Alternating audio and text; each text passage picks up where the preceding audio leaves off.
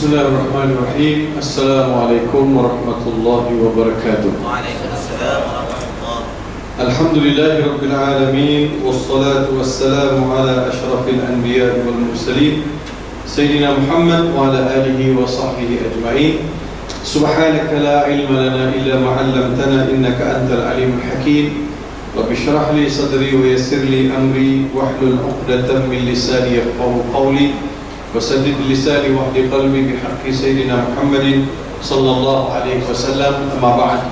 Terima kasih saya rakamkan kepada tuan pengacara majlis, seterusnya Al-Fadhil Ustaz dan juga seluruh warga kerja, ibu pejabat UMNO, ibu-ibu, ayah-ayah, para hadirin yang saya kasih sekalian. Ahlan wa sahlan wa marhaban bikum dalam program sambutan Maulid Rasul peringkat ibu pejabat UMNO di Kuala Lumpur ini. Saya juga ingin merakamkan jutaan terima kasih kepada pihak penganjur yang menjemput saya untuk sesi perkongsian tazkirah pada hari ini. Allah Subhanahu wa taala telah mengutus seorang rasul membawa rahmat ke seluruh alam, rasul yang sangat hebat, rasul yang sangat luar biasa, rasul yang dikasihi langit dan bumi dan seisinya. Kalaulah kerana tidak Nabi Muhammad sallallahu alaihi wasallam, barangkali kita juga tidak kenal Allah. Laula Muhammad ma arafna rabbana. Laula Muhammad ma arafna rabbana. Kalaulah tidak Muhammad, barangkali kita tidak kenal siapa Tuhan kita. Jadi itulah kemuncak perutusan Nabi Muhammad sallallahu alaihi wasallam, seperti mana Allah berfirman dalam surah An-Nahl ayat 36. A'udzubillahi minasyaitonirrajim. Wa laqad ba'atsna fi kulli ummatin rasulan an i'budullaha wajtanibut taghut faminhum man hadallahu wa minhum man haqqat 'alaihi ad-dalalah fasiru fil ardi fanzuru kaifa kana 'aqibatul mukadzibin. Yang bermaksud, sesungguhnya kami telah mengutus bagi setiap umat itu akan rasul. Kerja rasul ini adalah mengajak manusia supaya tidak menyembah selain Allah Subhanahu wa taala. Ani'budullah, menyembah Allah, wajtanibu at-taghut, menyembah Allah dan jauhkan daripada segala amalan-amalan taghut. Taghut dalam arti kata amalan-amalan sesat, menganggap selain Allah Subhanahu wa taala sebagai Tuhan, ataupun paling tidak menganggap yang selain Allah itu ada kuasa untuk menentukan sesuatu perkara ke atas kita. Taghut. Lebih-lebih lagi bila manusia melihat dunia itu lebih diutamakan daripada mengutamakan kehendak Allah Subhanahu wa taala. Lalu Allah beritahu dalam kerja dakwah yang Nabi Muhammad sallallahu alaihi wasallam buat dalam mengajak manusia ke jalan yang benar, maka pastinya akan ada yang mendapat hidayah dan akan ada mereka yang tak nak hidayah. Itu biasalah. Tak semua benda baik yang kita ajak orang nak terima. Ada orang terima, ada orang tolak. Yang terima itu hati dia safi, hati dia suci, hati dia inginkan perubahan, hati dia ingin menjadi orang baik, hati dia sentiasa mencari sesuatu yang betul. Yang namanya salah, yang namanya sesat, yang namanya bercanggah dengan akal waras, dengan logik, jadi dia akan tinggalkan jauh-jauh. Mana mungkin anak perempuan itu dibunuh hidup-hidup kerana membawa kecelakaan. Bagaimana boleh dianggap wanita itu sebagai bahan pemuas nafsu kerana dia jugalah ibu, kerana dialah kita membiak.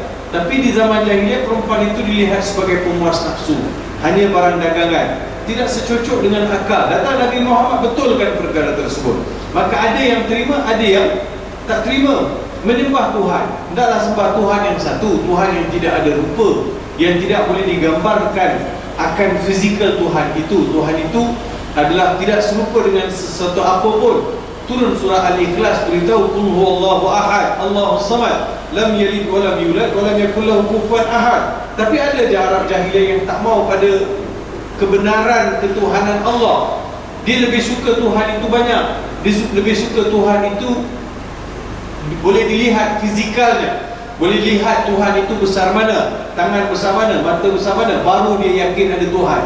Tuhan yang tak nampak ni dia tak boleh terima. So akal mereka tidak boleh merentas perkara benar. Sebab itu kita lihat dalam mengajak kebenaran akan sentiasa ada yang ikut, ada yang tolak. Apa alasan orang tolak tak mau ikut ajaran Nabi Muhammad sallallahu alaihi wasallam? alasan mereka yang paling besar, ini adalah peninggalan nenek moyang kita. Apa saja ditinggalkan oleh nenek moyang kita, hendaklah kita berpegang teguh. Adapun apa yang dibawa oleh Muhammad adalah sesuatu yang baru, bercanggah dengan ajaran nenek moyang. Kalau nenek moyang tu ada, kita pun nak tanya juga, apa asas yang nenek moyang ni buat benda salah? Mana mungkin objek ataupun sesuatu idol itu boleh ada kuasa? Mustahil. Saya dalam siri dakwah ataupun siri saya mencari kebenaran, sebelum saya masuk Islam, saya biasa cerita mengenai kisah Nabi Ibrahim AS. Nabi Ibrahim AS berdialog dengan Namrud dalam rumah berhala. Dia berdialog depan, dia pecahkan semua berhala-berhala kecil, tinggalkan satu berhala besar. Bila pembesar balik, termasuklah Namrud balik ke dalam rumah berhala untuk beribadat, mereka dapati semua berhala kecil sudah pecah, tinggal berhala besar. Lalu mereka berkata, man fa'ala hadha bi alihatina innahu laminadh zalimin. Siapa buat ini? Pembuat ini sangat zalim, sebab dia hancur kecaikan semua berhala-berhala Tuhan-Tuhan kita. Lalu disebutlah yang buat itu adalah Ibrahim. Macam mana kamu tahu itu adalah Ibrahim? Sebab Ibrahimlah pemuda yang tak suka pada penyembahan nenek moyang ni. So Nabi Ibrahim dibawa ke muka pengadilan. Namrud bertanya, anta fa'alta bi alihatina ya Ibrahim? Ibrahim ni kerja kau memecahkan semua berhala-berhala kami, Tuhan-Tuhan kami ni. Tuhan-Tuhan kami ni hancur kecai ni, kerja kau wahai Ibrahim. Ibrahim kata, masa yang kecil semua kena percaya, yang besar tu ada kat situ. Dia tegak elok kat situ. Cuba tanya dekat dia kalau dia boleh beritahu siapa yang pecah. Namrud kata, macam mana aku boleh tanya pada dia? Keduanya pula di tempat berhala besar tu ada pula kapak, mungkin juga dia yang buat. Ada possibility. Namrud kata mustahil dia buat, sebab dia ada mata tak boleh lihat. Ni siapa cakap? Namrud sendiri cakap. Dia ada mata tak boleh lihat, dia ada telinga tak boleh dengar, dia ada mulut tak boleh cakap, dia ada kaki tak boleh jalan, dia ada tangan tak boleh tangan mudarat. Siapa yang cakap? Namrud yang cakap. Bila Namrud sendiri yang describe apa yang disembah, Nabi Ibrahim tanya, kalau macam tu, dia tu serba lemah, tak boleh buat apa-apa. Engkau sembah yang lemah buat apa? Yang tak boleh tangan apa-apa, engkau sembah dia buat apa? So Nabi Ibrahim nak bagi mereka faham, nak bagi akal tu fikir. Jangan akal itu dikongkong dengan sesuatu yang salah. So wajtanibu taghut, supaya dijauhkan daripada kehidupan ini perkara yang sesat, perkara yang taghut. So ada yang ikut, ada yang tolak. Sama juga bila kisah Nabi Musa alaihi salam. Bila Nabi Musa alaihi salam berjumpa dengan Fir'aun, berdialog dengan Fir'aun, berhujah dengan Fir'aun, Allah bagi mukjizat kepada Nabi Musa alaihi salam, campak tongkat bertukar jadi ular. Bertukar jadi ular, tongkat campak bertukar jadi ular. Pada masa itu memang Mesir ini terkenal dengan amalan sihir. Sihir memang hebat. Jadi Allah bagi tahu kepada Nabi Musa AS, "Wa ma bi yaminika ya Musa?" Musa, di tangan kanan kau tu apa yang kau pegang? Allah tahu yang dia pegang tu tongkat. Tapi Nabi Musa beritahu, "Hiya asaya atawakkau 'alaiha wa ushbiha 'ala ghanami wa liya fiha ma'arib ukhra." Ini tongkat. Tongkat ini aku guna untuk mengembala. Tongkat ini aku guna untuk menongkat. Dan ada banyak benda lah aku buat dengan tongkat ini. Itu yang tongkat tu Allah kata, cuba campak tongkat tu. Balik, al-qiyasa. Balik tongkat tu Musa. Nabi Musa balik tongkat, faida hayyatun tas'a. Dan bila dia campak tongkat tu bertukar jadi ular. Lalu tongkat Nabi Musa yang bertukar menjadi ular besar menelan segala ular-ular yang terjadi daripada tali-tali yang dicampak oleh tukang sihir Fir'aun. So nak beritahu, kalau kau rasa kau ada kuasa yang lebih besar. Sebab itu pembesar-pembesar tukang-tukang sihir Fir'aun ini, bila tengok tongkat Nabi Musa bertukar menjadi ular dan menelan semua ular-ular tukang sihir kata yang Musa buat ni bukan sihir. Yang Musa buat ini bukan sihir, sebab tukang sihir tahu yang tu sihir ke tidak sihir. Jadi kata ini bukan sihir, ini satu kuasa yang sangat luar biasa. Lalu tukang sihir itu semua beriman. Itu yang Fir'aun marah. Engkau orang tukang sihir aku, siapa semua kau beriman? You have to get my permission first before you convert. Dia tak cakap putih lah, saya cakap. Dia kata, kau orang tukang sihir ni patut dapat kelulusan daripada saya dulu sebelum kau masuk Islam. Nak masuk Islam nak tunggu keputusan siapa? Kalau dulu saya nak masuk Islam, saya nak tunggu mak saya bagi keputusan. Memang sampai ke sudah lah tak masuk Islam. Masuk dulu baru minta izin. Benda yang sama ada orang pakai.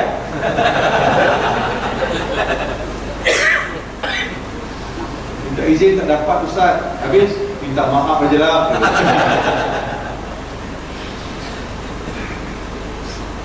So begitulah, ada yang beriman bila dilihat dengan mata kepala, dia melihat dengan logik akal, dia kata ini bukan sihir, beriman. Fir'aun marah tu, amantu qabla an adhana lakum wa la usallibannakum ala judud. Dia kata kamu dah beriman tanpa minta izin daripada aku, nescaya aku akan salib kalian. Lalu diikatlah dia orang dekat tiang-tiang pokok korma, disalibkan tukang-tukang sihir. Dia orang sanggup mati. Sedangkan sebelum itu Fir'aun kata apa? Kamu kalau menang dengan Musa, nescaya kamu akan jadi orang yang paling kanan dengan aku. I will give you anything. What do you want? Just list. Apa yang kau nak semua aku boleh bagi, tapi dengan syarat kau kalahkan Musa. Terbalik. Mereka dikalahkan Musa, dah dikalahkan oleh Musa, kemudian mereka pula beriman dengan Musa. Mereka tidak dikaburkan dengan dunia yang dijanjikan oleh Fir'aun.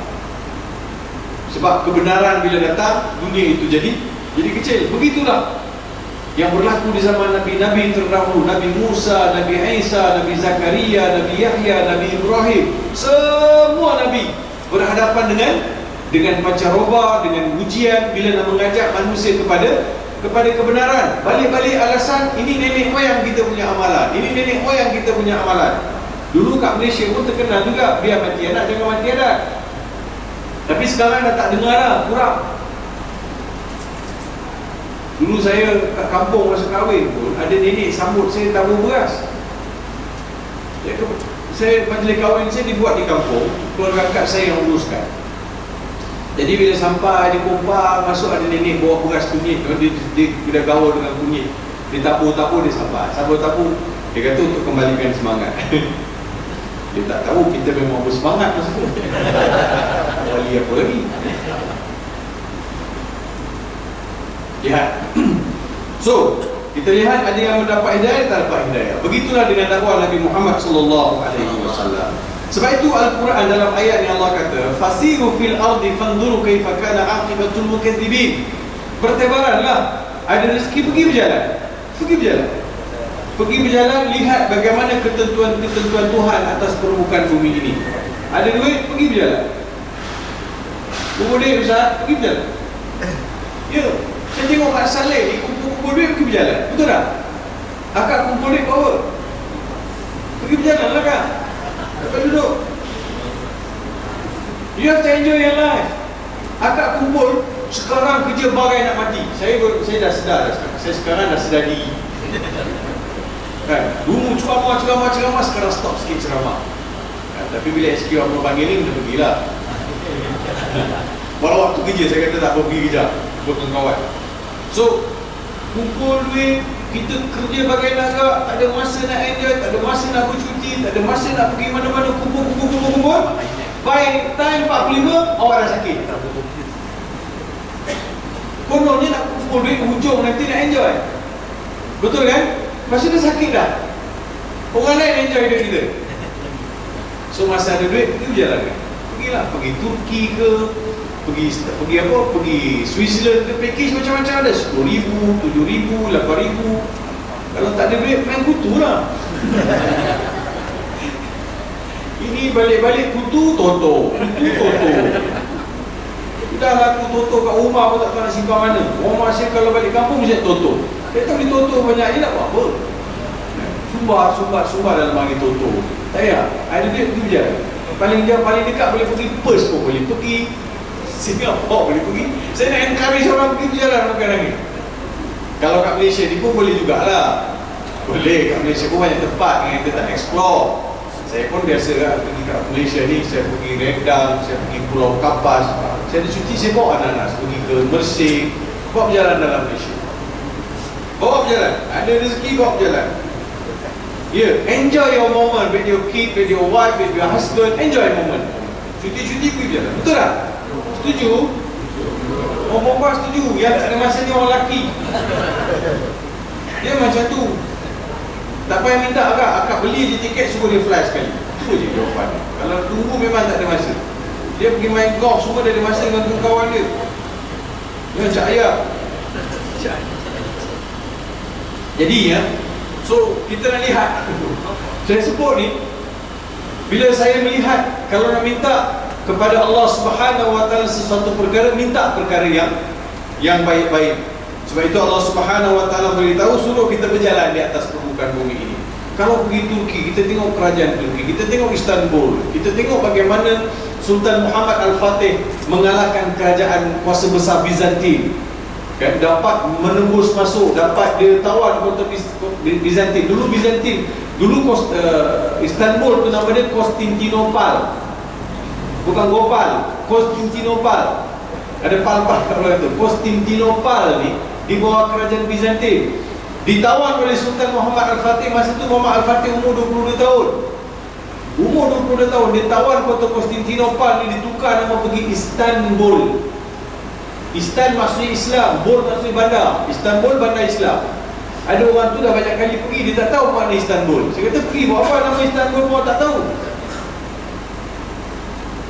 Suka ustaz saya pergi Bosporus, pergi ke Hagia Sophia. Memang menarik, seronok.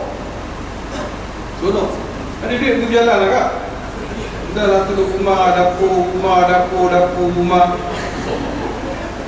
Mak saya tak panjang umur. Kalau mak saya ada sekarang ni, saya bawa mak saya jalan. Sejak saya kenal sampai dia meninggal, kat dapur lah banyak masa dia habis. Iya, bawa mak ayah, family pergi berjalan, raikan mereka, tunjuk. Sebenarnya orang tua ni suka berjalan rupanya. Berjalan, bawa pergi bindi pun dia seronok dah. Kita tengok. Gelak lah, nanti akan sampai masa kita.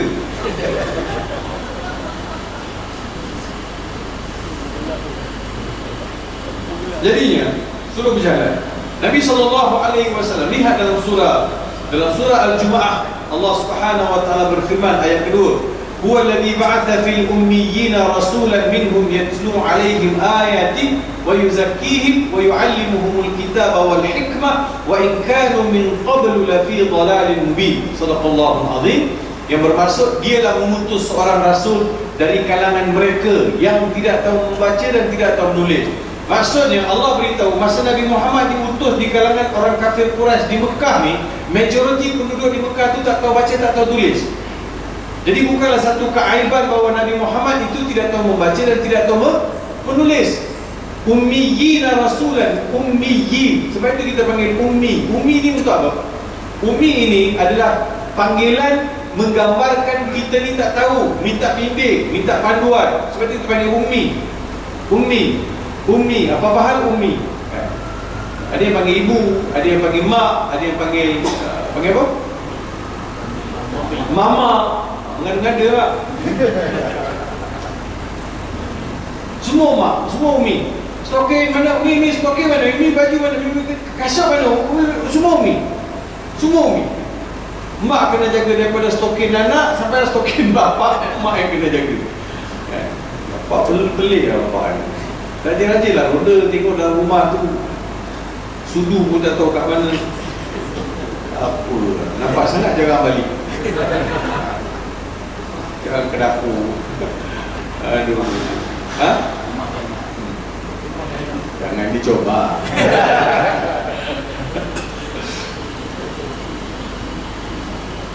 Betul kan? Nabi itu tidak tahu membaca, tidak tahu menulis, dan tidak menjadi satu keaiban. Tapi perkara itu dijadikan sebagai modal oleh golongan orientalis, orang barat, sarjana-sarjana barat. Dia kata, apa, mana mungkin seorang Nabi, seorang yang Nabi diangkat sebagai ketua tidak tahu membaca, tidak tahu menulis. Oh, tidaklah ya. Kita kata, mak saya pun tak tahu baca, tak tahu tulis. Ada pula saya rasa malu, ada saya rasa malu. Mak saya saja tak ada tangan dulu, tak tahu sampai ke sudah, tak ada tangan tak jadi, pakai cap jari juga.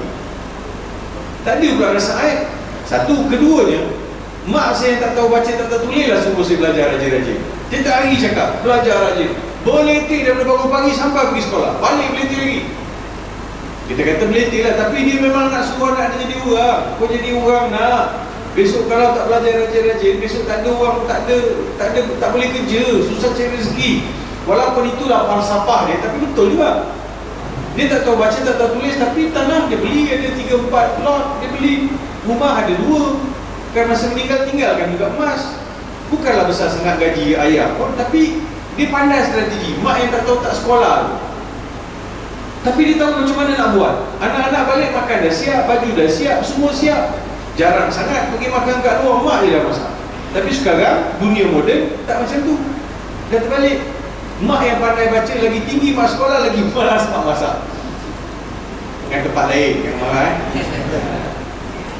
Ni kat Burkina Faso, mak-mak kat Burkina Faso. Akak tahu tak Burkina Faso ni kat mana? Tak tahu. Mana pula kat Thailand. Burkina Faso kat Afrika. Ya, dia dekat dengan Djibouti. Saya tahulah tempat-tempat tu sebab saya pernah bagi latihan Quran kepada peserta-peserta tilawah daripada Afrika. Yang pelik dia bila ada makanan dekat hotel kan, dia tak makan yang berminyak. Kenapa tak makan? Suara kawan saya kata, alah kau sebulan tak makan pun kau ni menang. Dia kata kau jahat betul. Kawan Afrika, dia datang. Jadi jauh lah beritahu. Tak apa, kita tak nak cerita buat Djibouti ataupun nak cerita mengenai Burkina Faso. Kita nak cerita Nabi Muhammad SAW tidak tahu membaca, tidak tahu menulis. Nabi yang tidak tahu membaca, tidak tahu menulis, itulah yang berjaya mengubah landscape pemikiran manusia. Betul tak? Dia tak belajar, dia tak sekolah, dia tak masuk universiti, tak tahu membaca, tak tahu menulis, tetapi berjaya mengubah masyarakat jahiliah jadi masyarakat yang berilmu. Mana kita nak cari suatu umat yang sangat luar biasa yang dilahirkan oleh Nabi Muhammad SAW pada zaman sekarang? Susah. Within 23 years, dalam 23 tahun. Itu pun kalau kita nak kira 13 tahun di Mekah tu memang perit lah. Tak ramai ikut pun. Yang betul-betul kemuncak 10 tahun berikutnya di Madinah. Itu Nabi betul-betul susun strategi mengubah manusia. Dan kita takkan jumpa satu masyarakat yang begitu sifat dia. Dia panggil Jilul Quran, generasi Al-Quran. Bagaimana mereka diubah? Mereka diubah dengan Al-Quran. Mereka diberi santapan Al-Quran. Mereka diberi santapan nurani. Mereka dididik, diasuh oleh Nabi SAW. Baginda jadi contoh kepada mereka. Kesemua mereka ini menjadikan Islam itu adalah satu keutamaan, dan pengorbanan mereka inilah yang menjadikan Islam sangat kuat dari sudut tapaknya sehingga boleh tersebar ke negara-negara yang lain. So itu satu usaha yang dilakukan oleh Nabi Muhammad SAW. Sangat luar biasa. One man show mula-mula tu. Tak ada pun Nabi minta siapa-siapa kawan tolong. Yalah, kalau bila diangkat jadi Rasul ni seseorang, bukan senang. Kena pula tengok masyarakat jahiliah tu yang pelbagai penyakit. Nabi tak ada pula kata, wahai Tuhan, kau tak tahu untuk satu seseorang. Macam nak berhadapan dengan Abu Jahal, Abu Lahab, Abu Sufyan tu pun. Kau ada satu kumpulan ke 3-4 orang lagi, tak, sorang-sorang buat kerja dakwah. Pergi Kota Taif, sorang-sorang. Pergi Madinah, jumpa senyap-senyap dengan pembesar Madinah pun, sorang-sorang. Nabi semua buat kerja seseorang.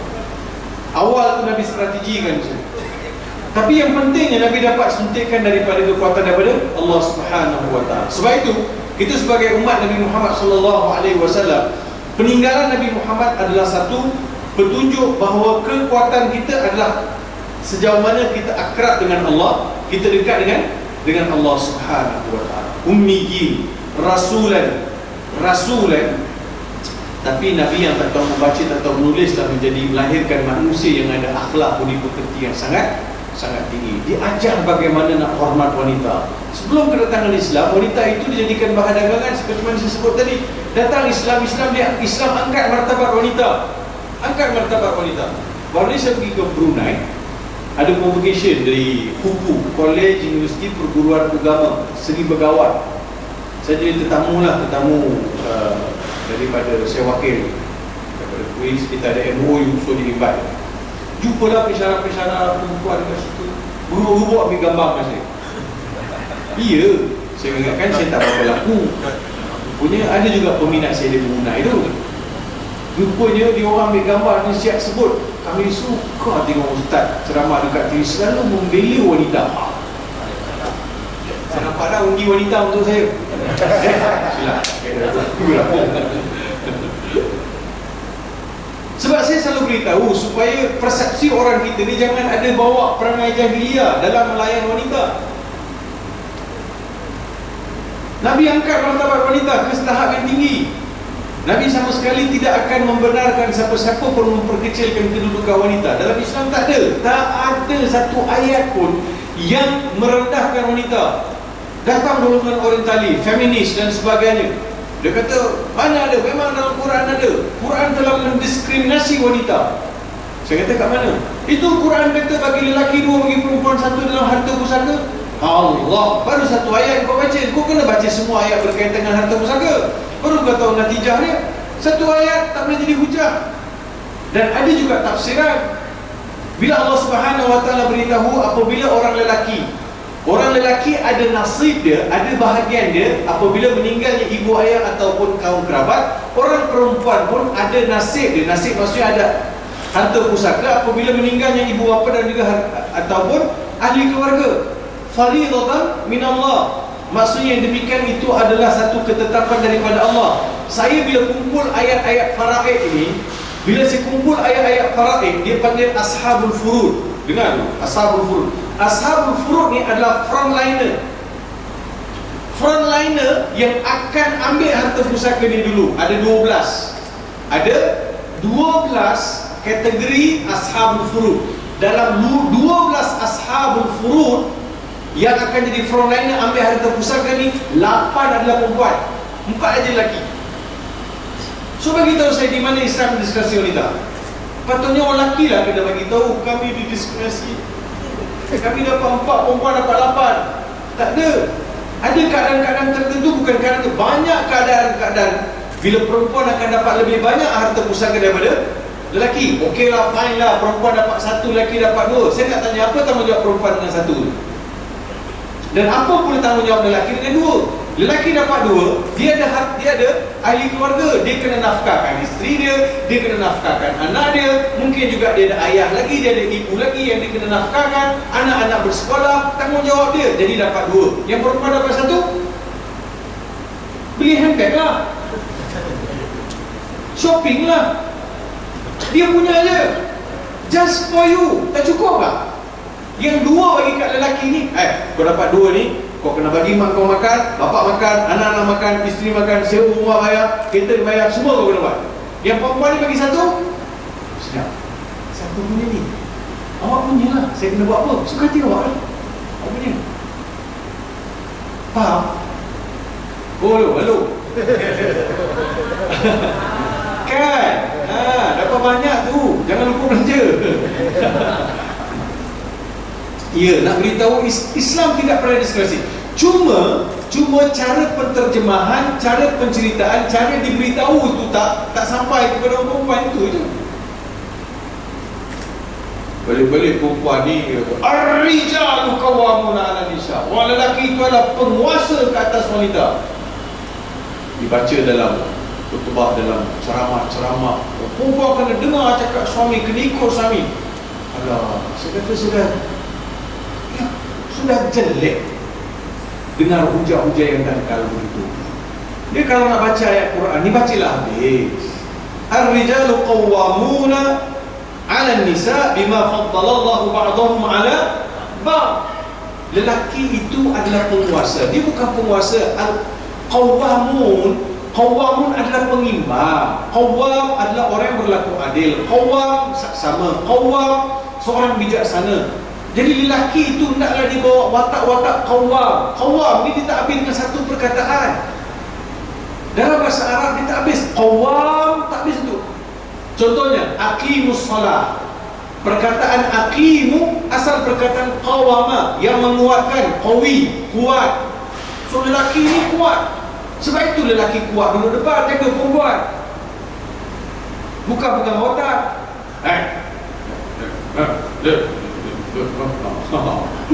Mana boleh macam tu? Salah.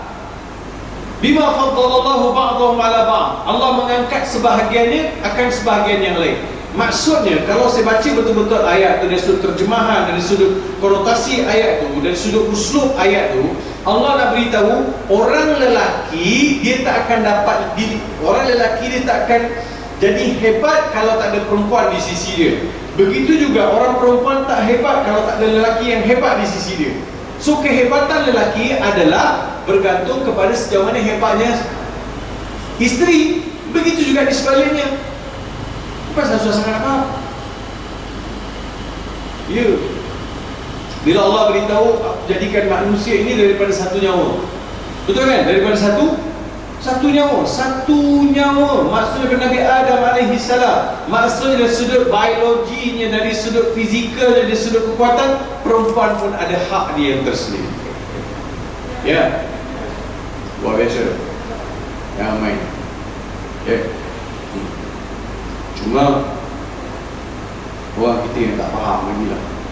Nabi Muhammad SAW isteri-isteri baginda ni sangat luar biasa. Sebab itu bila kita bincang Maulid Rasul, nak ikut Nabi SAW, tengoklah dekat rumah Nabi layan macam mana isteri-isteri SAW. Bukan seorang, dua isteri Nabi, ada banyak orang kan.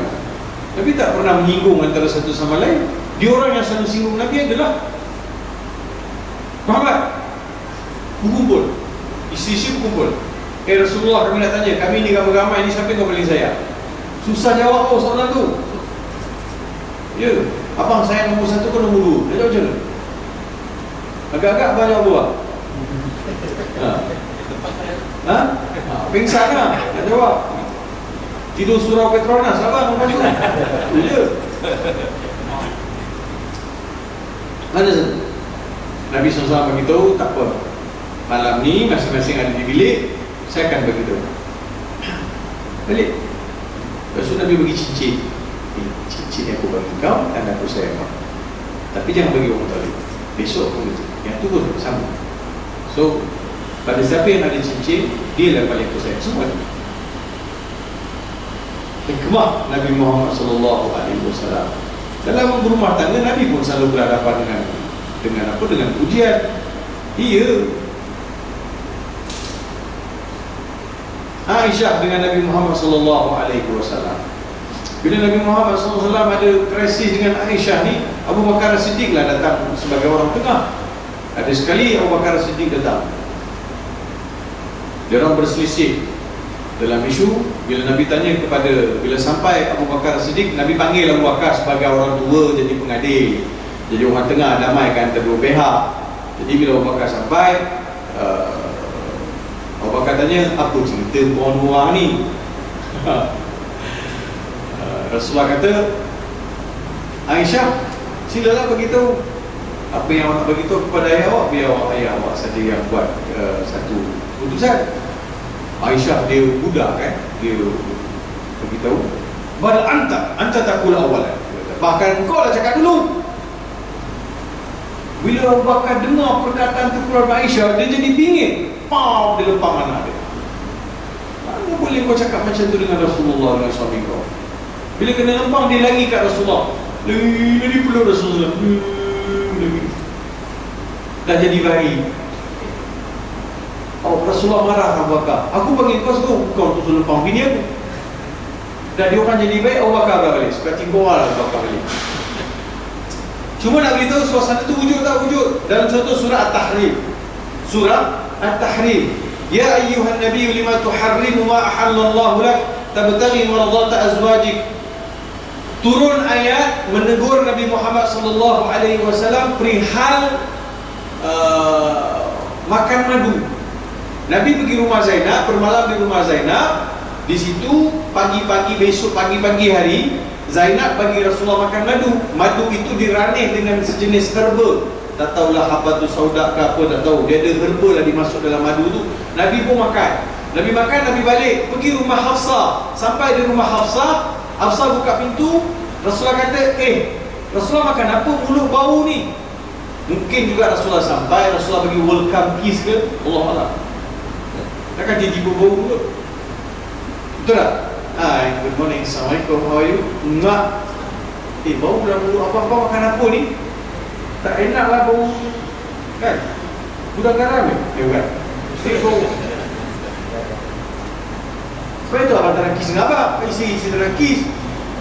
Sebab gudang garam ada dan ni macam ada. Kamu macam tu lari dah kakak sebab tu jauh. Jadi agaknya saya rasa lah betapa mulut bau ni Rasulullah. Rasulullah kata aku makan madu di rumah Zainab tadi.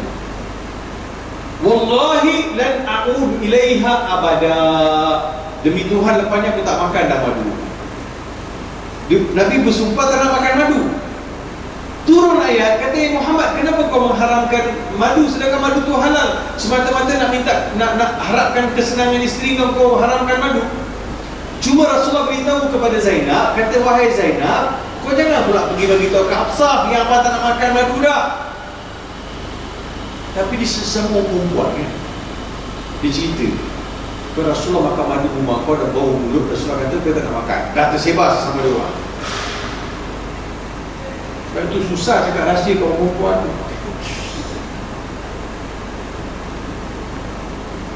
Dia tak boleh namanya rahsia. Jangan beritahu siapa-siapa tu rahsia. Tak ada relax rahsia. Memang bocor macam mana pun. Ya. Orang lelaki pandai cakap rahsia. Pandai.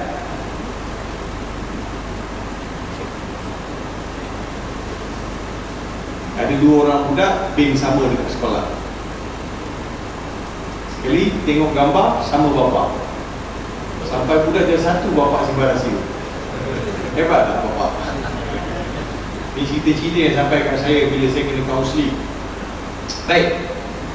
So hebat tak Rasulullah nak beritahu ada tak ujian? Ada ujian. Bukan tak ada ujian. Jangan kata rumah kita ada ujian, rumah Rasulullah tak ada ujian. Sama. Saya nak tanya rumah Rasulullah apa yang ada? Macam semua tak ada. Mesin basuh tak ada, rice cooker tak ada, apa lagi tak ada? Vacuum tak ada, macam semua tak ada lah, benda-benda freezer tak ada, semua tak ada. Tapi bahagia tak? Bahagia. Sebab bahagia itu diwujudkan dalam bentuk penghayatan.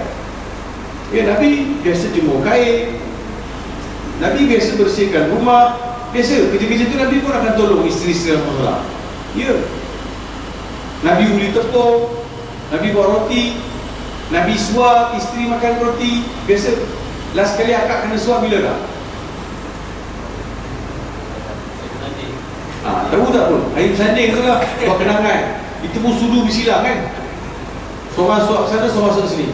Gambar tu ada lagi. Tengok gambar tu je lah, buat pengubat. Tunggu suap lagi sekarang dah tak ada. Tapi kan, Rasulullah suap. Rasulullah tak pernah komen. Rasulullah balik rumah tanya, ada apa nak makan hari ni je? Khadijah, ada apa nak makan hari ni? Rasulullah kata, kata tak ada apa Rasulullah. Oh tak apalah, abang puasa je lagi ni. Cuba hari ni abang balik rumah kak, ada apa nak makan? Tak ada. Habis bulan-bulan sampai gini apa-apa. Terus pitching naik. Dia mengamuk. Itu pasal lain. Itu ya ke tak ada, tak apalah. Sebab itu kita kena tahu tuan-tuan, dalam kita melahirkan anak isteri, anak-anak kita ni jadi anak-anak yang penyayang. Ayah kena tunjuklah penyayang kepada isteri. Ayah kena tunjuk penyayangnya ayah kepada isteri. Baru anak lelaki itu belajar daripada ayah. Baru anak perempuan itu akan mengidamkan Allah akan bayangkan kalau dapat suami seperti seorang suami penyayang seperti ayah saya. Dia akan ada macam tu. Kalau ayah ni selalu garang dengan mak, selalu marah, dia tengking-tengking, tak tentu pasal, anak perempuan ni takut nak kahwin, takut dapat suami macam perangai bapak dia ni. Percayalah cakap. Sebab itu saya tengok Mak Salim ni dengan kita ni, Allahu Akbar, sampai hujung usia Mak Salim jaga isteri. Walaupun dia duduk sama-sama pertengahan hayat baru dia kahwin tapi dia jaga. Contohnya ayat Quran dalam surah Rum, Allah berfirman, "Wa min ayatihi an khalaqa lakum min anfusikum azwajan litaskunu ilaiha wa ja'ala bainakum mawaddatan wa rahmah." Allah berfirman, sesungguhnya pada dalam di antara tanda-tanda kebesaran Allah Subhanahu wa taala adalah jadikan kalian berpasangan. Jadikan berpasang-pasangan supaya dapat dapat si isteri mengecapi ketenangan daripada suami dan suami pun mengecapi ketenangan daripada isteri. So sakinah, biasa kata keluarga sakinah. Sakinah yang maksudnya sukun, senyap, tenang, aman, damai. So bila tengok wajah isteri rasa tenang, tengok wajah suami rasa tenang. Macam nak buat tu? Halo? Macam mana buat? Tengok muka, ya Allah. Macam mana kita nak tukar? Tengok isteri tenang, isteri tengok kita, isteri kita tenang. Macam mana nak buat? Ya, mawaddatan warahmah. Selalu orang jadikan alasan dekat mahkamah syariah, tidak ada lagi mawaddatan warahmah. Saya nak tanya juga, apa awak faham tak mawaddatan warahmah tu apa? Sudah tidak ada mawaddatan warahmah. Mengikut Pak Hamka, mawaddah ni, Kak Su, mawaddah ni ada Kak Su? Mana Kak Su? Confirm lah Kak Su mesti ada. Kak Su ada, Kak Timu mesti ada, kan?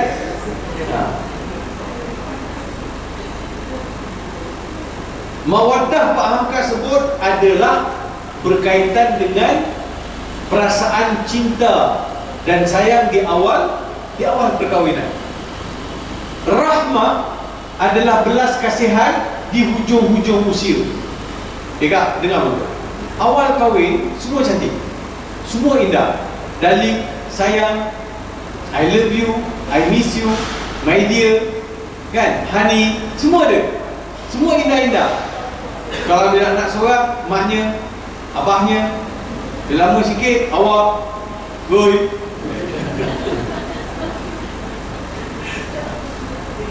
Kan? Bila tua sikit, atuknya. Bila atuk tak dengar, panggillah atuk kau yang pekak tu. Pekak pula. Dah slow-slow drop.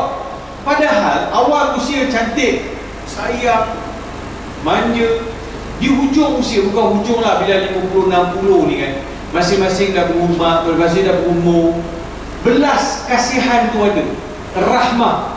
Tengok isteri kita dah tak berapa kuat kakinya, besarkan 5 orang anak, timbul kasihan. Suami tengok, sihat isteri saya.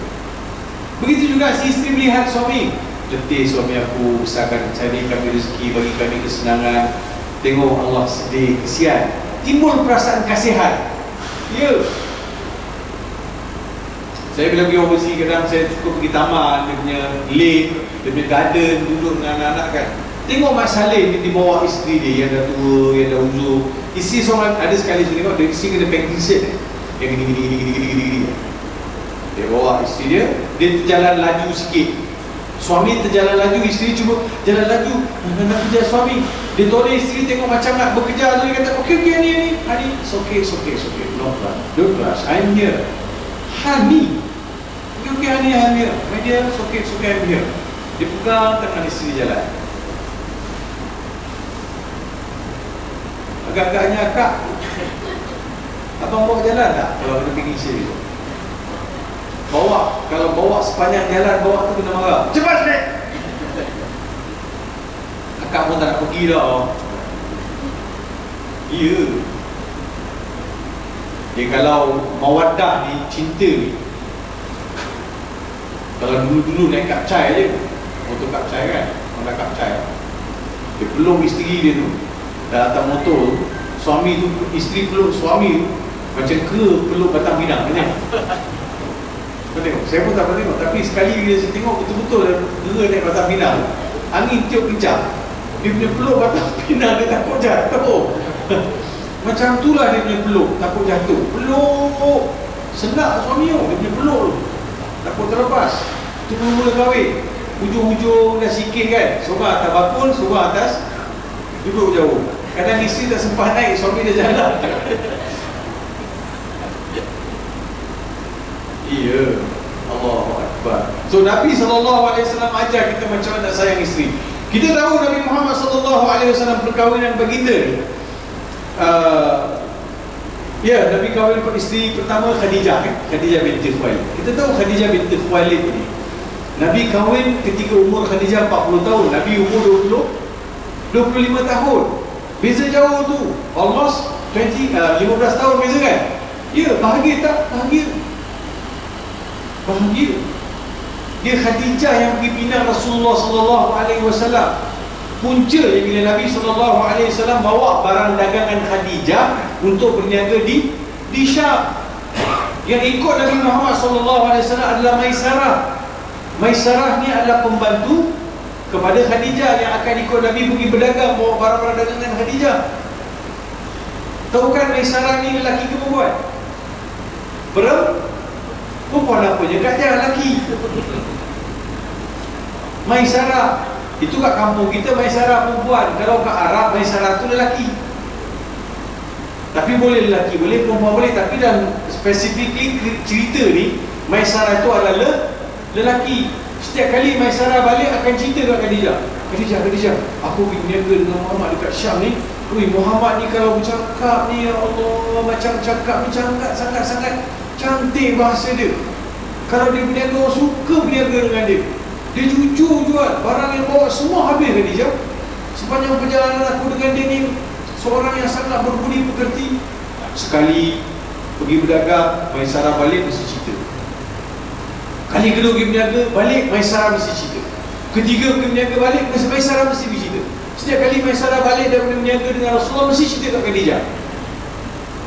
Perempuan ni tak boleh diceritakan banyak kali mengenai kebaikan orang lelaki. Dia akan teringin jadikan orang tu sebagai suami. Kalau nak dara lah.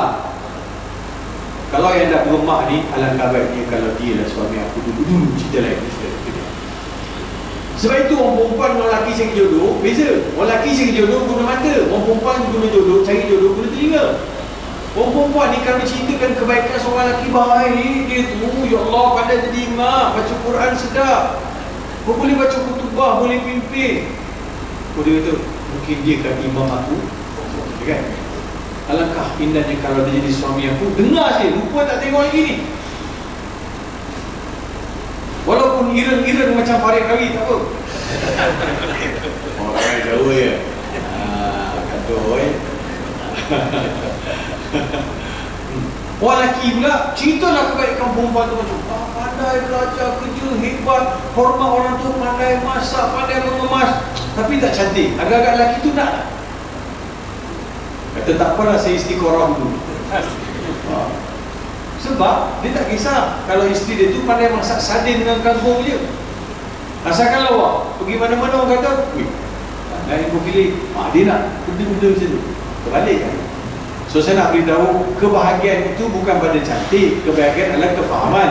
Kebahagiaan adalah tolak ansur. Kebahagiaan adalah kerjasama. Kebahagiaan adalah hormat menghormati antara satu sama lain. Masing-masing tahu peranan, masing-masing tahu tanggungjawab. Saya kalau tengok dekat YouTube, tengok dekat channel saya suka masak. Memang saya suka masak. Ada masa saya masak. Kadang saya pergi mancing, dapat ikan, bawa balik saya masak. Nanti mancing laut lah. Mancing sungai, tak pandai. Mancing laut, dapat ikan, balik masak. Anak-anak pun suka makan. Memang saya hujung-hujung minggu kalau ada masa, memang saya suka masak. Saya suka masak, saya suka uruskan anak-anak saya suka uruskan rumah. Itu pun masih lagi dicemburu. Pelik tak orang perempuan? Belek-belek handphone orang, benda dia cari saya pun tak tahu. Memang perempuan macam tu. Saya kata tengok lah, nak tengok. Tak ada apa nak, tak ada masa. Jadi saya nak beritahu bahawa ya, saya suka. Sebab saya suka bila saya ada masa bersama keluarga. Saya happy dengan keluarga dan saya nak anak-anak saya merasakan. Saya mandikan anak-anak saya sikatkan rambut, saya pakaikan bedak. Pagi-pagi persiapkan dia pergi sekolah, pakaikan stokin. Saya suka tengok kaki dia membesar, saiz kasut dia bertukar. Suka, saya happy. Tengok tangan, saya happy.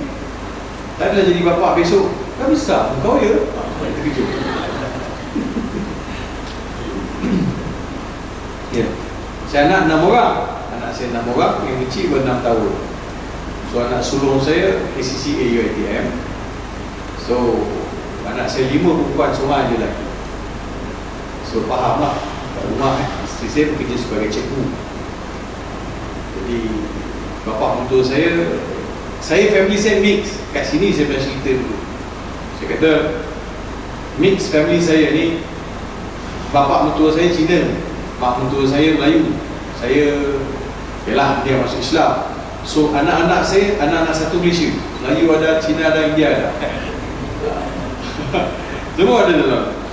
So sebab itu kita nak kembali baliklah melihat bagaimana kehidupan Rasulullah SAW. So hidayah dan juga petunjuk Allah Subhanahu Wa Taala melalui apa yang ditinggalkan oleh Nabi Muhammad sallallahu alaihi wasallam. Itu yang baginda bersabda, taraktu fikum amrayn ma in tamassaktum bihima lan tadillu abada, kitabullah wa sunnat rasul. Semua kita biasa dengar hadis ni, bahawa aku tinggalkan kepada kalian dua benda, selagi mana kalian berpegang kepada dua-dua ni takkan sesat untuk selama-lamanya. Apa dia? Al-Quran dan juga sunnah Nabi sallallahu alaihi wasallam. 5 pesanan saya kepada ibu ayah, kepada saudara dan saudari pada pagi ini melalui tazkirah ataupun ceramah Maulana Rasul. Pertama sekali, ayo sama-sama kita mempertingkatkan rasa cinta kita kepada Nabi Muhammad sallallahu alaihi wasallam. Macam mana saya nak tingkatkan cinta saya pada Rasulullah? Saya kena ada proses mengenal Nabi sallallahu alaihi wasallam, baca sirah Nabi sallallahu alaihi wasallam, kehidupan Rasulullah sallallahu alaihi wasallam. Berapa orang anak, berapa orang isteri. Dia poligami Nabi SAW adalah sesuatu yang suci, sesuatu yang murni. Tapi disebabkan kita sudah modified poligami itu, jadi tak berapa cantik lah. Dia akan terpalit pada apa yang ditinggalkan oleh Nabi Muhammad SAW. Betul kan? Nabi kahwin betul, Nabi kahwin dengan Khadijah, Nabi kahwin dengan Aisyah, Nabi kahwin dengan Safiyah, dengan Maryam Al-Qibtiyah. Ramai isteri Nabi, tapi setiap isteri itu mewakili setiap kabilah. So Nabi kahwin dengan perempuan ni daripada kabilah ni, jadi kabilah tu akan jadi family Nabi. Kabilah B jadi family Nabi, kabilah itu jadi family Nabi. Jadi Nabi jadi kuat kerana ada pelbagai kabilah yang akan jadi part of family Nabi SAW. Satu. Keduanya, kalau betul lah kerana nafsu Nabi kahwin, Nabi akan kahwin anak dara semua. Tapi tidak begitu. Yang keduanya, Nabi SAW berpoligami untuk membolehkan baginda deliver knowledge kepada isteri-isteri baginda. Kalau seorang saja banyak mana boleh belajar. So ada beberapa orang isteri, jadi beberapa orang isteri yang sentiasa dengar syarahan dan juga penjelasan berkaitan dengan fiqh, berkaitan dengan syariat. Contoh perempuan ni dia ada haid, ada nifas, ada istihadah. Betul kan? Kalau lah saya minta ta'arif kat orang lelaki kat lewat ni pagi ni kan, cuba abang bagi ta'arif haid, nifas, istihadah. Kelawat dia jawab. Tapi orang perempuan lelaki tak boleh nak explain sebab dia tak faham. Benda tu tak berlaku pada dia. Tapi isteri-isteri Nabi SAW, benda tu berlaku. Jadi mereka akan difahamkan macam mana nak buat haji, perempuan nak buat haji, perempuan nak buat umrah, perempuan nak solat, perempuan nak pergi masjid, hal-ehwal berkaitan dengan fiqh pada perempuan. Banyak benda yang Nabi ajar kepada isteri-isteri baginda Rasulullah SAW, sehingga baginda sebut khudh nisfal ilmi min Humairah. Ambillah sebahagian ilmu itu daripada Humairah, iaitu daripada Aisyah radhiyallahu anha. Betul, ambil separuh ilmu daripada Aisyah. So Nabi bagi tahu ilmu tu ambil daripada Aisyah sebab Aisyah faham. So sebab itu poligami Nabi ni lebih mulia daripada poligami yang orang terjemahkan sekarang ini dengan pelbagai bentuk. Namun demikian itu hak masing-masing lah, saya tak nak kritik. Cuma mestilah dibawa gambaran yang betul supaya orang tidak salah faham poligami Nabi SAW. Itu kalau nak tengok pada riwayat hidup Nabi SAW. Bagaimana saya nak pertingkatkan rasa cinta, saya kena kenal Nabi. Anak baginda berapa ramai? Apa baginda suka makan? Apa baginda suka minum? Bagaimana jalan Rasulullah SAW? Nabi SAW jalan di kawasan datar macam turun bukit, laju Nabi jalan. Tak ada jalan kampung macam itik balik ke Gebah, tak ada. Laju Nabi jalan. Kalau Nabi bercakap, Nabi akan suka tengok muka orang. Nabi akan sentiasa senyum, wajah Nabi berseri-seri. Nabi akan bawa sikat. Kalau Nabi berwuduk, Nabi akan sikat rambut Nabi akan sikat janggut. Tak adalah janggut itu kalau ada makhluk masuk tak jumpa jalan keluar. Kan, lagi panjang janggut, lagi susah hati saya tengok tuan-tuan kadang-kadang. Ya, macam-macam perangai orang kita ni. Dan ada juga orang jadikan luaran, macam-macam luaran itu untuk memanipulasi dan juga mengambil kesempatan. Jangan tertipu. Islam ini ditegak atas kebenaran, bukan atas kosmetik, bukan atas luaran. Ya, kat Mekah kita tengok Arab, kadang-kadang tengok negara Arab lah yang kita tengok pakai ikal, pakai jubah. Turun ke airport kita rasa nak salam, cium tangan. Kan? Dia turun tengoklah dia pergi mana. Nak pergi mana? So itu bukan indikator. Islam itu adalah penghayatan, the way of life. Sejauh mana kita boleh terjemahkan ajaran Islam dalam kehidupan, baru nampak indahnya Islam. Betul Nabi SAW. Jadi sebaik-baik petunjuk, kalau orang belajar, orang kenal Nabi SAW, orang akan fall in love with Rasulullah SAW. Sebab orang barat ni dicuba mempamerkan sesuatu yang negatif mengenai Muhammad SAW. Rasulullah SAW ni, dia kata kahwin dengan budak,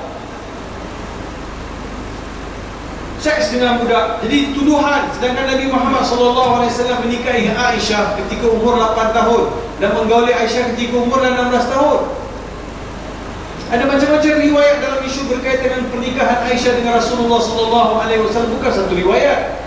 You cannot make decision finding with one riwayat. Cannot. Tak boleh. Kita jadi serabut orang. You kena kumpul semua hadis-hadis berkaitan dengan perkahwinan Nabi. Kumpul, study satu persatu, baru nampak dia punya natijah. Dan Nabi kahwin dengan Aisyah, kahwin dengan Aisyah, kahwin dengan Hafsah. Sebab Nabi SAW nak ada hubungan kekeluargaan dengan Abu Bakar, nak ada hubungan kekeluargaan dengan Umar. Begitu juga Rasulullah kahwinkan Ummu Kalsum, Ruqayyah dengan Osman bin Affan, dan kahwinkan Fatimah dengan Sayyidina Ali. Jadi empat khalifah besar ni ada hubungan kekeluargaan dengan Rasulullah SAW. Hasrat Nabi, niat Nabi betul. So nak kenal Nabi SAW, tengok baca riwayat hidup baginda Rasulullah SAW. Ya, betul lah Nabi suka bersugi. Tapi Nabi bersugi, Nabi sugi Nabi ni Nabi simpan elok-elok. Lepas sugi Nabi basuh, Nabi simpan. Tak ada Nabi sugi, lepas tu letak kat kocek sini, masa sujud, jatuh. Kawan kat sebelah dah tak selesai solat. Masa sujud jatuh, sugi. Kena pula wujud sebab kuning pula. Kawan kat sebelah tengok, dah beli gelemahan. Kita kata sunnah Nabi SAW, simpan jambang. Jambang Nabi ni satu jengkal aja. Kemas, Nabi bawa sikat, Nabi sikat. Ini misai dengan bulu hidung sama panjang. Sorry tu saya lah, santan. Iya, orang lelaki ni kena kemas, nampak cantik, nampak smart. Biarlah nampak. Orang Kelantan kata nampak selera. Tengok tu adalah selera, tengok suami handsome, segak dah. Tapi bukan tak boleh, kadang-kadang macam rumah pula dia suspend. Bergaya nampak. Saya lah tunggu tahu, saya tak tahu orang lain saya. Saya pakai baju yang agak fit sikit, orang boleh cakap, dah pakai baju fit sekarang. Pakai fit pun salah, pakai longgar pun salah. Takkan saya nak pakai baju Melayu ke pejabat? Pakai butar, baju Melayu. Aduh, tak faham. Jadi tuan-tuan dan perempuan yang saya kasih, jadi cinta Nabi. So dalam banyak-banyak insan yang saya suka cerita, kalau bab cinta ni adalah Abu Bakar As-Siddiq, Bilal bin Rabah. Bilal bin Rabah ni kan tukang azan Nabi SAW. Bilal ni, dia ni hamba abdi daripada Habsyah. Dia didagangkan dekat bumi Mekah. Dia dijual lah sebab hamba abdi, dijual. Bila jual, Umayyah bin Khalaf beli. Hamba abdi dekat Mekah ni zaman tu tak ada pakai baju tu, pakai kain dia, macam kain ihram kat bawah ni, macam tuala je pakai, itu je. Jadi dia masuk Islam setelah mendengar dakwah Nabi SAW. Benda yang dia betul-betul trigger, yang dia rasa tertarik dengan Islam, bila Nabi beritahu Islam ini agama yang membawa kepada kesaksamaan, tak beza antara hamba dengan tuan. So dia kata, ya ke? Itu benda yang dijadikan menarik pada Islam. Lepas tu Nabi pula dengan budi pekerti bagi dia masuk Islam. Lepas masuk Islam, Umayyah bin Khalaf tahu dia masuk, Bilal masuk Islam, dia paksa Bilal keluar Islam. Kalau tak nak keluar juga, dia akan seksa dengan sehebatnya sampai orang lain takut dan masuk Islam. Itu yang dikirim Bilal pergi kat Padang Pasir. Padang Pasir bukan tempat tak ada orang, maklum, dia baring kat kawasan orang lalu lalang, tepi jalan. Padang Pasir juga, tapi tempat orang lalu lalang lah. Dia ikat kaki dan tangan, dia sepak terajak. Lepas tu dia offer pula, siapa-siapa nak ludah-ludah lah, siapa-siapa nak terajang-terajang lah. Ada diriwayatkan memang sayup hati. Ada diriwayatkan masa dia pukul, kain yang tutup aurat Bilal tercabut. Dihina Bilal, dipaksa Bilal tinggalkan Islam. Bilal jawab, Ahad. Ahad, Ahad. Ahad maksudnya, halo, Ahad maksudnya hari Ahad. Siapa jawab tadi? Ahad maksudnya Bukan satu Kak Ja. Kalau satu wahid. Satu wahid. Kalau ahad tunggal. Ingat. Kalau wahid mesti ada isnan. Kalau wahid satu mesti ada dua. Kalau tunggal ada dua tak? So fine. Ini anak saya tunggal, Ustaz. Inilah anak saya, maksudnya tunggal. Oh takkan tanya dah yang nombor dua mana?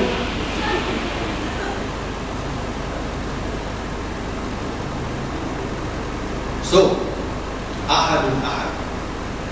Sehinggalah Abu Bakar As-Siddiq datang bebaskan Bilal bin Rabah. Bagi tahu dekat Abu Bakar. Rasulullah beritahu Abu Bakar, ni ambil pergi. Abu Bakar pergi bebaskan Bilal. Abu Bakar pun naik kuda sampai dekat tempat Bilal kena seksa. Tanya dekat Umayyah bin Khalaf dan pembesar-pembesar Quraisy yang lain. Umayyah, aku nak bebaskan Bilal ni. Berapa harga dia? Dia pun bisik-bisik dengan pembesar Quraisy lain. 10 dirham. 10 dirham. Abu Bakar pun keluarkan 10 dirham. Bagi 10 dirham ke Umayyah, bebaskan Bilal.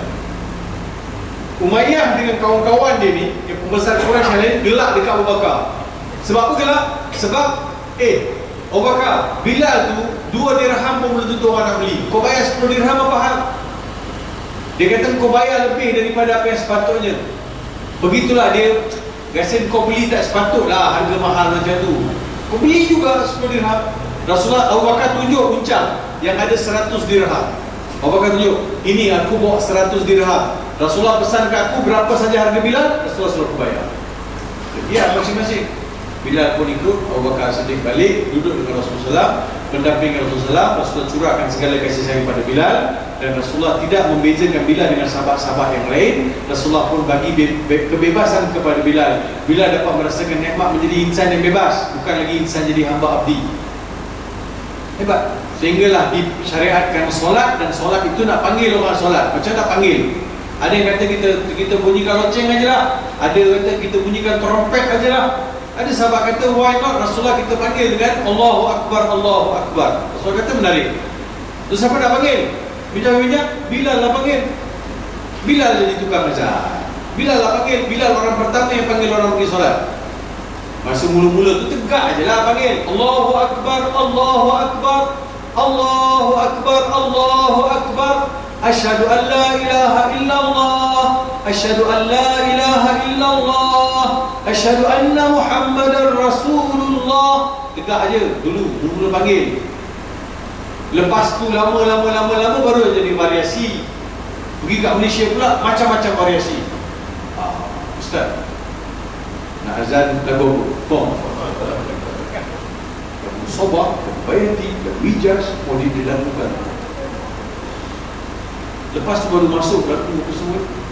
Kalau kita kat Mekah pun sekarang lately ni aja yang ada alunan, tapi ada je yang azan tegak aja bunyi. Allahu Akbar, Allahu Akbar. Macam takbir raya pula. Tapi bila sebut takbir raya ada tu Bilal seorang dia nakal. Allahu Akbar, Allahu Akbar. Pangkal itu yang takbir raya. Ada tu Bilal dia masuk masjid. Yalah Bilal kalau kat kampung memang orang muda tak ada, orang muda semua dah hijrah pergi bandar. Tinggal yang 70, 75, mata nampak tak nampak. Yang spek mata pun dibalut, diikat dengan selotip. Nampak tak nampak dia. Padahal datang awal, diorang tua tak ada tidur sangat. Datang masjid tengok jam tu, semua dah masuk. 5.30 dengan 6.30, 4.30 dengan 5.30. 5 dengan 6 dia nampak macam lebih kurang sama. Dia pun azan. Subhanallah, la ilaha illallah, Allahu Akbar. Imam pun baru nak masuk masjid. Imam mana masuk masjid? Imam kata apa hal pula tu bila nak azan awal?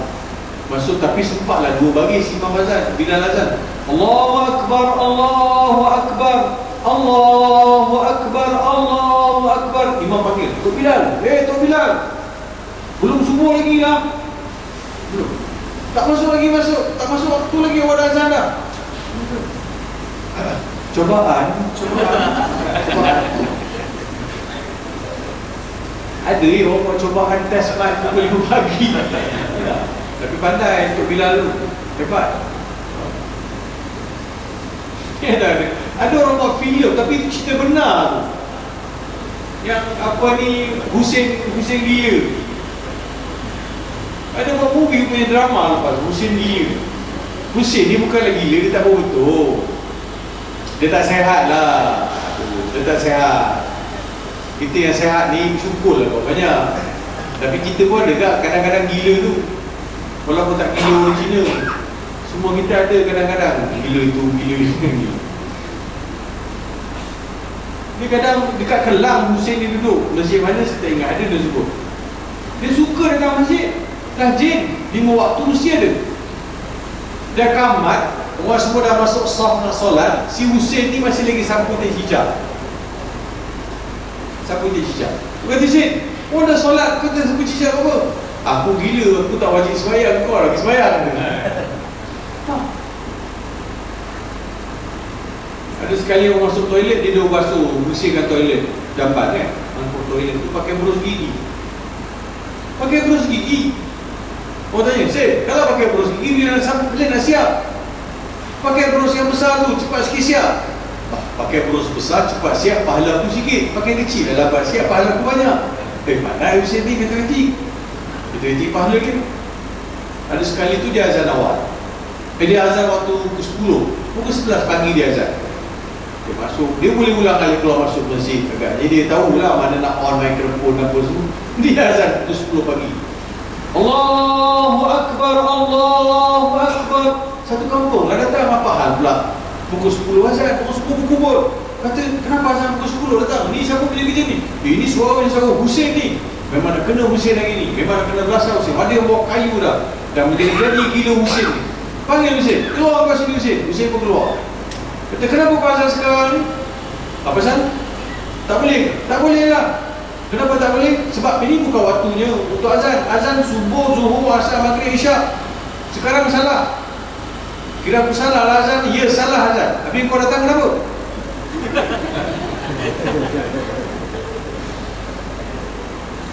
Kau datang kenapa?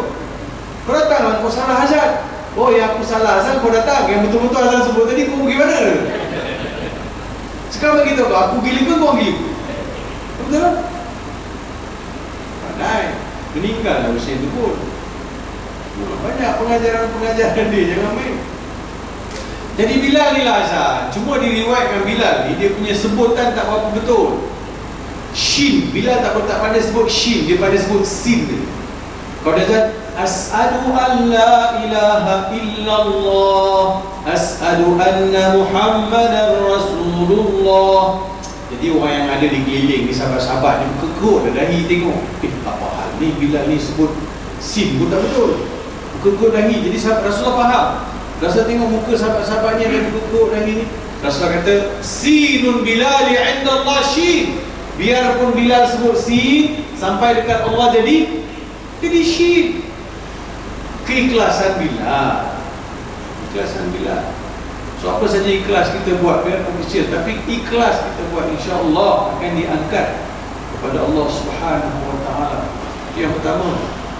Jadi kenal Bilal. Sebab itu Bilal bila pergi lepas Rasulullah wafat, zaman Umar bin Al-Khattab jadi gubernur dekat Syam.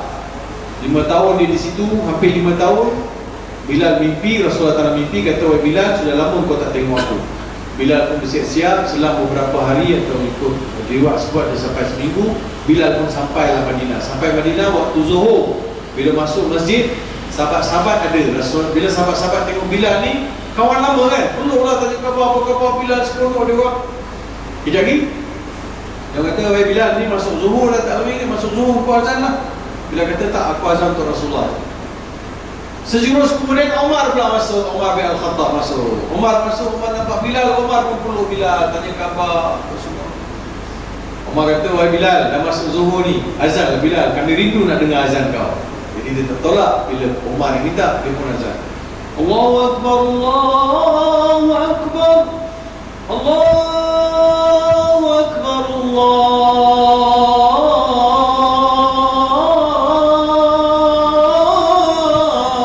Akbar.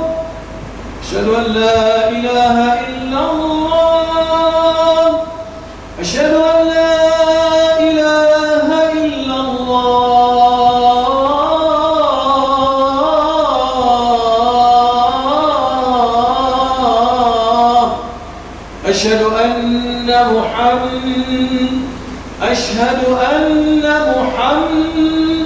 Muhammadur Rasulullah tak keluar dari bibir Bilal.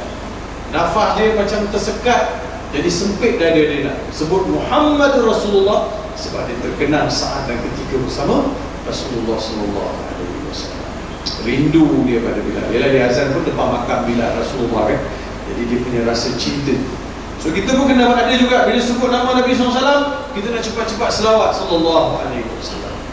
Cepat-cepat selawat. Yang pertama. Yang keduanya ialah selepas kita kenal, tak sahlah kita kenal, kita cinta, kita tak ikut, kita kena ikut. Innal hubba lil muhibbi muti'un. Sesungguhnya cinta itu akan menjadikan orang yang dicintai sebagai ikutan. Kita jadikan Rasulullah sebagai ikutan. Tengok macam Nabi minum, Nabi duduk, Nabi makan, Nabi jalan, Nabi bercakap, Nabi salam, semua ada. Sahabat berebut nak bagi salam kat Nabi SAW. Berebut. Dia kata asyik Rasulullah aja bagi salam. Aku nak cari jalan nak bagi salam kat Rasulullah. Kali ni aku nak bagi salam. Ada sahabat menyuruh belakang pokok kurma nak bagi salam. Assalamualaikum. Nabi bagi salam. Berebut bagi salam. Nabi tak bagi. Nabi kalau sampai Nabi bagi salam. Kita tak, kita kira hari ni aku bagi, besok aku bagi, lusa aku bagi. Hari keempat aku tunggu. Kau tak bagi salam apa? Tak, sebab asyik aku je bagi.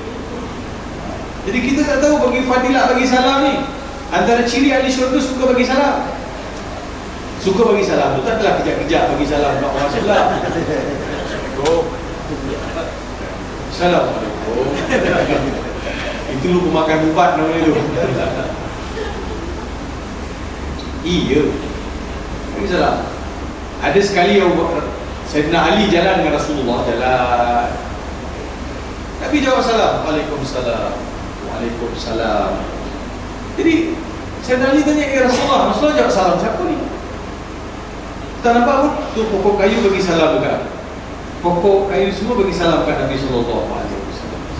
Ya, sebab itu perasan tak? Ini saya punya pemerhatian. Perasan tak kalau kita nak pergi sesuatu tempat, kita rasa lama sangat nak sampai. Masa nak balik rasa cepat. Perasan tak? Halo? Ya, perasan. Jawab dia. Nak pergi rasa lama, balik kejap aja. Betul kan? Orang tua-tua kata, masa kita pergi semua tegur, kita yang tak dengar. Mana tu? Semua tegur. First time kita lalu, dia tengok kita kan. Alam ni pun ada bahasa dia, dia kenal. Lalu dia tanya, sebab tu masa balik tak tanya dah, cepat je rasa sampai. Ini tidaklah bermaksud buka tingkap. Assalamualaikum. Assalamualaikum. Ya, Assalamualaikum. Kat pokok sawit pun salah. Siapa aja? Ustaz Farid baru ni datang ceramah. Kita yang tak dengar. Yang kita rajin bagi salam tu kat kubur. Kan? Kalau kubur itu pun lupa nak bagi salam. Apa ni? Kok kubur dia? Oh. Bagilah salam kubur ya, kubur ya. Bagi salam. Assalamualaikum ya daral qawmal mu'minin. Antumus sabiqun wa nahnu insyaallah bikum lahiqun. Ghafarallahu lana wa lakum fid dunya wal akhirah. Apa? Panjang. Susah sangat. Assalamualaikum kubur. Takkan kubur tak boleh. Lalu, Assalamualaikum kubur. Assalamualaikum. Assalamualaikum ya ahlal kubur. Puncak pada. Kemudian sedekahlah Fatihah. Kak, daripada sekarang nanti adalah orang ingat kita kak, masih kita sendirian dekat kubur. Rajin-rajinlah nampak kubur sedekah Fatihah, sedekah Fatihah. Besok kita bersendirian, besok adalah yang kira-kira sedekah Fatihah. Nampak tak? Jadi janganlah dulu ditengok. So itu di antara sunnah Nabi sallallahu alaihi wasallam, ikut sunnah Nabi. Yang ketiga, banyakkan selawat ke atas Nabi Muhammad sallallahu alaihi wasallam. Man shalla alaihi marratan sallallahu alaihi asyara. Siapa yang selawat atas Nabi sekali, Allah selawat kat atas 10 kali. 10 selawat Allah adalah keampunan. Selawat malaikat adalah istighfar. Selawat makhluk di atas laut, di dalam laut, di atas darat, ke atas orang yang berada dalam majlis ilmu juga mohon keampunan. Jadi istighfar, selawat Allah ke atas kita, Allah bagi keampunan. Sekali selawat 10 keampunan. Boleh tak siapa-siapa bagi tahu saya yang ni tak ada dosa atas dunia? Tak ada, semua kita ada dosa. kullu ibn Adam khata'un wa khairu khata'ina tawwabun. Setiap anak Adam ada buat salah, dan setiap orang buat salah, sebaik-baik orang buat salah adalah mahu bertaubat. Di antara cara bertaubat ialah banyakkan juga selawat ke atas Nabi sallallahu alaihi wasallam. Saya nak pesan, ada malaikat yang namanya malaikat siyahi. Malaikat yang kerja dia tua. Tua, T-O-U-R, tua. Kerja dia pusing. Kerja dia pusing untuk apa Ustaz? Dia tua ke? Tua dia nak cari siapa yang selawat atas Nabi. Kita selawat, malaikat tu akan ambil selawat kita balik, jumpa ke Nabi SAW kat Madinah, bagi tahu, wahai Rasulullah, si fulan bin si fulan selawat ke atas engkau. Kak, boleh Kak bayangkan, hari ni kita kirim, besok kita kirim, lusa kita kirim. Malaikat tak penat, kita je kasi penat. Setiap hari kita selawat 100, lama-lama Nabi kenal kita, Kak. Kalau ada orang kirim kan kepada saya, kan, katakan Kak Su lah kirim kat saya, hari ni kirim keripik, besok rempeyek, lepas tu pula kek apa, cheesecake, lepas tu red velvet. Mana Kak Su? Penyuruh belakang dia. Kak, jangan lupa, saya dah sebut ni satu masuk ke senarai. Nampak saya tak pernah jumpa pun, tapi dia ingat. Agak-agaknya saya ni teringin sangat tak jumpa Kak Su satu hari ni. Siapa Kak Su ni? Siapa Kak Su ni? Baik betul dia. Ada je kiriman dia, tak banyak pun sikit. Ada je kiriman dia. So bila kita dengan Nabi SAW kirim, Nabi akan cari kita besok. Oh, kenal. Sebab itu banyakkan selawat. Selawat penenang jiwa, selamat penyelamat. Selawat adalah bukti kita akan dapat syafaat Nabi Muhammad SAW. Jadi besar fadilat selawat. Rasa nak marah, selawat je, Kak. Kalau orang nak marah, betul marah, kita kena kata Allahumma salli ala Muhammad. Allah cuma dia gitu. Macam kita tegur anak kita lah. Anak kita mengamuk, anak itu dia, sabarlah. Mak kata sabar dia, tak ada sabar. Sabarlah. Suruh sabar macam tu kan. Macam tu kan suruh sabar. Sabar saya. Oh betul. Sabar, tapi sabar sikit. Jadi kita kena ubah. Itu yang keempat adalah, ketiga selawat. Keempat, tidak menyakiti Nabi Muhammad. Itu keempat kan? Keempat kan? Tak tulis pun. Ketiga, agak ada. Ketiga tadi selawat. Keempat, jangan sakiti Nabi Muhammad SAW.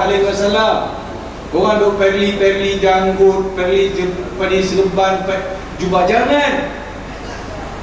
Jangan pernah ada yang menyakiti Nabi SAW. Sebab itu saya tak galakkan siapa-siapa pergi ziarah makam Nabi bawa selipar. Bawa selipar pergi ziarah Nabi. Cuba ada ziarah Presiden, bawa selipar. Baik selipar. Mana cik? Nak jumpa Presiden. Tinggallah selipar kat luar. Nanti hilang macam mana? Main selipar mahal segini, patah kan? Ada sebenarnya bawa? Tak boleh kan? Ni nak ziarah Nabi SAW, kekasih kita takkan bawa selipar. Oh bakar rumah. Saya kalau pergi, saya kumpul, saya lelok, saya simpan satu tempat, saya pusing, masalah tu saya pusing, saya beli selipar, saya balik hotel. Dia tak bawa selipar. Tak bawa. Kalau boleh, itu salah satu benda kalau kita boleh praktis cantik dah tu. Sangat cantik. Visit Nabi without selipar. Tangan kosong. Kita nak angkat tangan, kita nak doa, kita nak lambat.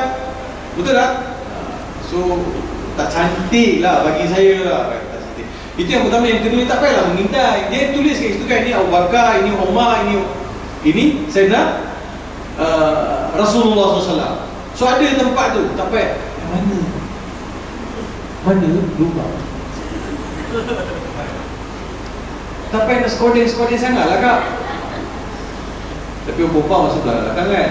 Kita biasa orang lelaki, tak payah nak minta. Kita tengok situ, kita berdiri, kita beri salam.